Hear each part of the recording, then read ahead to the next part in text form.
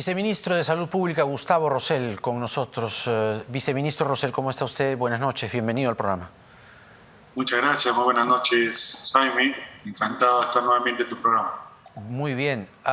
Díganos, primero comencemos con los cincuentones, que ahora van a tener que presentar su carnet o en su carnet acreditar las 3 dosis. ¿Por qué no se consideró el grupo etario o grupos etarios anteriores? ¿Por qué a partir de los 50? Era una duda que tenía. Claro, a partir del 23 de enero ya vamos a pedir a todos los mayores de 50 años la pauta de 3 dosis, porque justamente ellos ya cumplieron con los 3 meses que hay que esperar entre la segunda dosis para poder colocarse la tercera dosis, ¿no? En los grupos más jóvenes, muchos de ellos todavía no han cumplido, entonces es difícil hacer una fiscalización cuando los grupos todavía no han llegado a su tiempo correspondiente. O sea, a una parte, pero no a todos, ¿verdad? Exactamente. Ahora, explíquenos esta modificación de los días de aislamiento que se han dictaminado a partir de la variante Omicron, ¿no? Son ahora solo 10 días, ya no son 14. Hay estudios, incluso algunos países que hablan de 7 días. ¿Cuál ha sido el criterio para los 10 días? Y sobre todo, viceministro, si es que se va a poner especial atención también, desde el Estado, digo, respecto a quien tiene un empleo y que debe acreditarlo ante el empleador, la cantidad de días, etcétera, etcétera, por favor. A ver, normalmente lo que estábamos viendo es que cuando aparecen los síntomas, uno puede contagiar 2 días antes, ¿sí?, hasta 7, 10, y en la literatura aparecían 14 hasta 20 días que uno podía llegar a contagiar. Obviamente, los contagios mayoritariamente se daban entre los 7 y 10 días. Con la aparición de Omicron, esos tiempos se han acortado, entonces la infección es mucho más rápida, desarrollan más rápido los síntomas, y por lo tanto había que hacer este ajuste en aquellos lugares donde Omicron es mayoritario, es decir, Lima, donde el 83% prácticamente ya es Omicron, y todavía mantenemos aquellos lugares donde la variante predominante es Delta, ¿no? Pero esto va a ir cambiando, entonces semanalmente vamos a ir actualizando aquellas regiones donde ya se pueden acortar los días de aislamiento, ¿no? Porque estamos hablando de personas sintomáticas o asintomáticas que han recibido una prueba positiva. El ejemplo es si hoy día, por ejemplo, hoy día empiezan mis síntomas. Entonces cuento 10 días, esto se cumple el 21 de enero, el 22 de enero yo ya puedo ir a trabajar. Ya, pero por ejemplo, ¿en qué día, si tengo Omicron, ¿no? ¿En qué día comienzan los síntomas? O sea, yo adquirí el virus el día 0. ¿En qué día comienzan los síntomas? Se habla entre 2 y 3 días. 2 y 3 días. Y empiezan los síntomas. Síntomas que pueden ser leves, estamos hablando de justamente los casos leves, dolor de garganta, fiebre, rinorrea, malestar general, ¿no? Que esos son los síntomas leves. Claro, pero, por ejemplo, ¿no? Yo cuento desde el día que presumo que adquirí el virus o cuento desde el día de los síntomas. Desde el día de los síntomas. Hoy día empieza el síntoma, hoy día empieza a contar sus 10 días. Si usted es asintomático, tiene que contar desde el día que su prueba es positiva, ¿no es cierto? Entonces hoy día le dan la prueba positiva, igualmente cuenta 10 días, esto llega al 21 de enero, el 22 de enero usted ya puede ir a la hora. ¿Y para asintomáticos también son 10 días? Claro, esto es para asintomáticos, ¿no? Para asintomáticos leves, obviamente. Y para asintomáticos que tienen una prueba positiva, para los dos casos. Para los dos casos no es son lo 10 mismo días. Para contactos, exactamente. Son 10 días en Lima y Callao, que es donde tenemos Omicron. Para el resto sigue siendo 14 días. Ahora, para los contactos de un positivo, eso cambia. Usted, por ejemplo, sabe que ha sido un contacto. Entonces, si el 5.º día usted se toma una prueba molecular, al 7.º día usted ya puede regresar a trabajar. ¿7.º? 7.º día. Sabiendo que en el 5.º día usted demora más o menos 48 horas en recibir su resultado, entonces al 7.º día usted puede ir a trabajar. 7.º día, de acuerdo. Ahora, ¿quién está regulando los autotests, las autopruebas que ya se están vendiendo? Es decir, ¿cómo se garantiza que esas pruebas que uno compra sean efectivamente veraces? ¿Quién está haciendo la fiscalización ahí? Mire, ellos ya tienen autorización por parte de la IGEMIT y lo que se hace en algunos países, son países de alta vigilancia además, lo que se compara es, usted se toma una prueba de autotest y se hace una prueba molecular. Entonces tiene que coincidir, ¿no es cierto?, el resultado. Entonces, a través de esa evaluación se encuentra que estos autotest, cuando son bien tomados, tienen una alta sensibilidad. El tema es que hay que tomárselo bien. Y también, ¿qué pasa si yo salgo negativo? Entonces digo, ya no tengo, o si tengo síntomas, la recomendación es ir a un establecimiento de salud para verificarlo a través de una prueba molecular. Ahora, ¿cómo yo sé que me he tomado bien el test?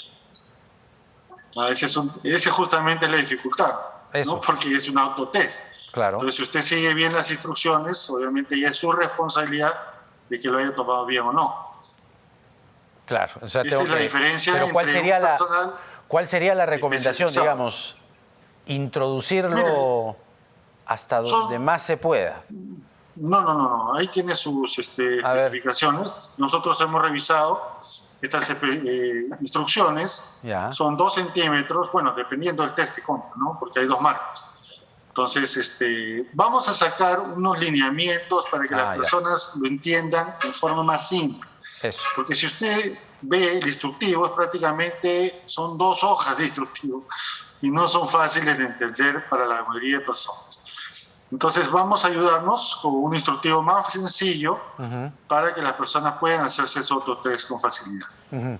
Ahora, por ejemplo, ¿qué pasa con los niños? Miremos a los niños, los que ya se han vacunado y los que están por vacunarse, sobre todo de cara al inicio de las clases, ¿no?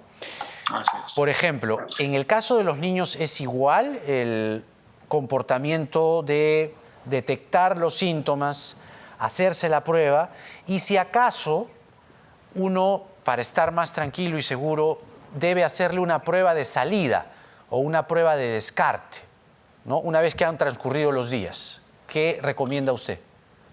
A ver, primero empecemos por la vacunación, ¿no? Todos nuestros niños deben estar vacunados. Tenemos todavía un porcentaje de la población escolar que no ha terminado su vacunación, estamos hablando de un 50%, y vamos a empezar ya a partir de la otra semana la vacunación a niños de entre 5 y 11 años. Ahora, en las escuelas estamos terminando los protocolos, hemos tenido reuniones con la Premier, con los diferentes ministros, para que también haya una conexión entre el centro de salud y la institución educativa. Entonces, cuando hay una sospecha de un niño que esté enfermo, inmediatamente se llama al personal de salud para que se hagan los descartes correspondientes y se tomen las medidas sanitarias, ¿no?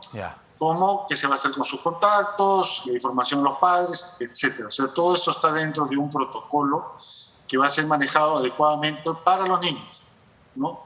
Entonces, su atención pediátrica, su seguimiento en domicilio. Estamos implementando a través de los celulares un monitoreo permanente de los síntomas para oportunamente identificar si se agrava o no. Entonces, lo que queremos es que en las escuelas los niños estén seguros y los padres de familia tengan la garantía de que si su niño se contagia en el establecimiento, o puede ser fuera, la mayoría son contagios fuera de los establecimientos educativos, van a tener un seguimiento por parte del personal de salud. Ya, ahora la pregunta que le hacía, en los días, ¿es el mismo tratamiento? ¿Se le detectan a este niño o a estos niños, ¿no? Niña, niño, etcétera, se le detectan los síntomas? ¿Tiene que hacer uno una prueba de descarte, de salida para corroborar que efectivamente ya no tiene el virus o simplemente se trata de contar los días? Exactamente, es contar los días. Nosotros no recomendamos pruebas de salida, ¿no? El alta es una alta clínica, es una alta médica. Tenemos que estar seguros que los niños ya no tienen ningún síntoma, que hayan transcurrido sus 10 días, como lo estamos manifestando, ¿no? Y ya se le puede dar el alta. Claro. Ahora, es importante también, ministro, por ejemplo, en la vacunación de los niños de 5 y 11 años.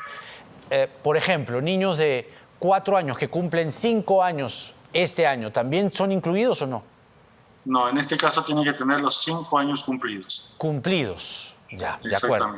Ahora, ¿están ustedes resaltando el hecho de que si bien es cierto los casos, los contagios han subido considerablemente, la cifra de muertos no ha subido o no ha subido como en olas anteriores, y eso tiene que ver con la vacunación y Omicron, todas las anteriores. Así es. Primero, la vacunación, como ustedes saben, tiene un efecto protector importante. En primer lugar, no solamente estamos con Omicron, estamos con Delta, ¿no? Y el efecto de la vacuna en Delta ha sido muy notorio, porque el escape inmunológico de Delta no es tan alto como el de Omicron. En segundo lugar, las personas con 3 dosis tienen una protección del 75% de infectarse. O sea, ni siquiera ya se contagia. Y por otro lado, la protección contra la mortalidad, como estamos viendo, supera el 95%. Entonces la vacunación tiene un efecto muy importante. Por esta variante Omicron, claro, nos hace escape inmunológico, incluso a las personas que han estado enfermas, y por eso tenemos este incremento que usted está manifestando, claro, que es muy rápido. Nosotros ya estamos en casi 12.700 casos por día, y esto se va a seguir incrementando. Antes teníamos en inicio de diciembre menos de 12.000 casos por semana. Sí, claro. Ahora ya tenemos 12.000 casos por día. ¿Y muertes por día? Sí, solo para decirle, pero como usted bien menciona, la mayoría son casos asintomáticos o de síntomas leves. Claro, pero las muertes, ¿cuánto están por día? Las muertes, por ejemplo, el último reporte tenemos 30, y el reporte anterior teníamos 15 por día, 12 por día, 25 por día. Entonces estamos entre 25 y 30 por día, ¿no? Probablemente en los siguientes días se incremente hasta 40 o 50 máximo, que es lo que se está proyectando. O sea, han subido los contagios, no han subido las muertes, y eso tiene que ver con la vacunación. Absolutamente, ¿no? Es claramente la diferencia entre la primera y segunda ola con esta tercera ola. Es una ola de contagios, más no debe ser una ola de fallecidos. Gustavo Rosell, viceministro de Salud Pública, con nosotros. Muchas gracias, viceministro Rosell, por la información proporcionada a nuestro público. Que tenga usted muy buenas noches. En minutos conversamos con el exministro de Educación, Jaime Saavedra, a propósito de la contrarreforma educativa que se planea desde el Parlamento, porque nada está dicho.